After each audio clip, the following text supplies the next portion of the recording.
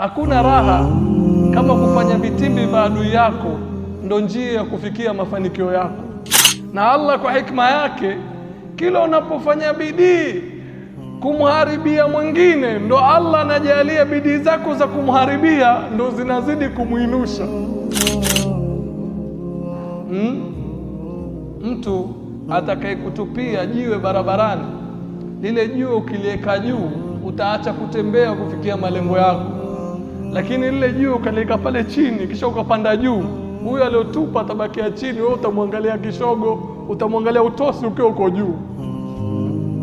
Hakuna raha kama kufanya vitimbi vya adui yako ndo njia ya kufikia mafanikio yako. Unanielewa? Mtu akikuzawadia nyoka usikasirike, nenda kafaidike na ngozi yake. Unanielewa? Mtu akikuzawadia ndimu usiseme hii ni uchungu, katengeze juisi unywe. Wao waende mbio kuharibu, na wewe tumia uharibifu wao kubuni maendeleo yako. Tuko pamoja? MBTV, dira ya maisha yako.